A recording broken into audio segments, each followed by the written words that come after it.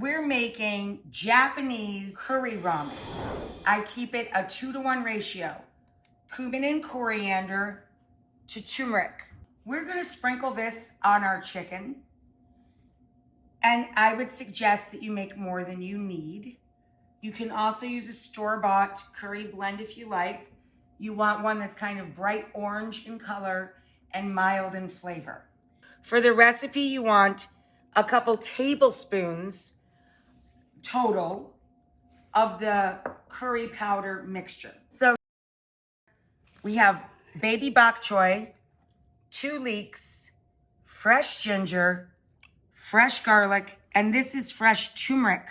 If you do not have fresh turmeric, you can just use a little ground turmeric in the broth to replace that. Another ingredient that I'm working on right now are these soft boiled 7-minute eggs. Well, they're not soft. They're medium jelly-like eggs. Putting a lid on that and turning it off. Should I set the timer? Yeah, John, turn the timer on, please. Okay. 7 minutes, then we crack them and put them in cold water. Look, sometimes it works perfect. Sometimes the whites stick to the shells, whatever. So this back pot is hot, and I'm gonna add this whole tray of what I said are our building blocks for our broth. Stir quickly, and all I put it in was a little peanut oil, any neutral oil. We're going to add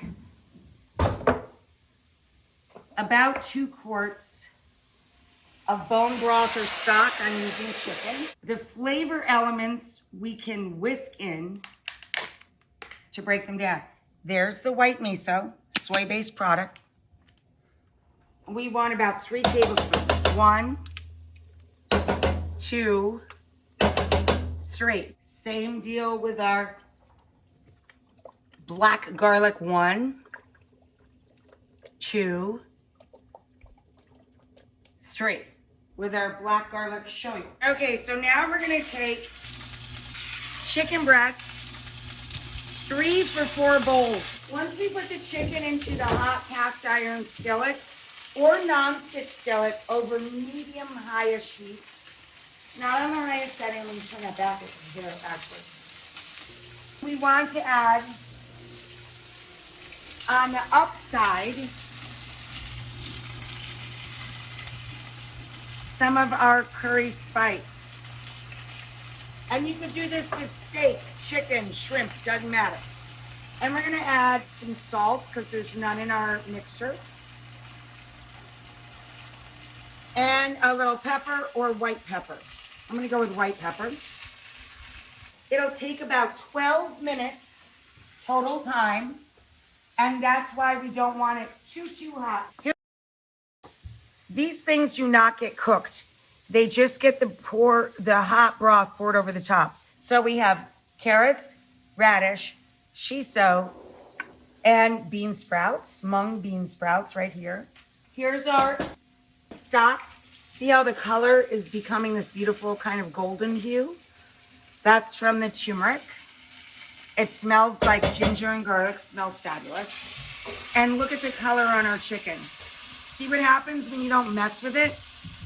You get that great caramelization of the meat. And now I can season this side.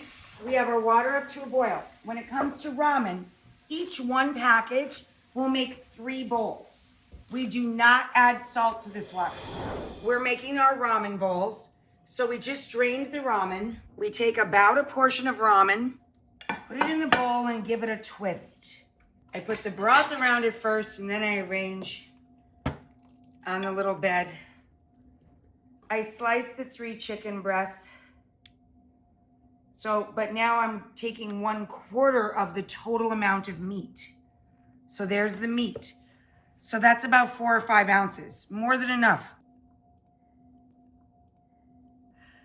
Then we go over here with some of our crunchy bean sprouts. Now I'm gonna put the egg next to the chicken. So we have the sweet and the spicy next door to each other. We have the carrots and the radishes hanging out next door. And now we're gonna do a little pile of shiso that can get mixed in.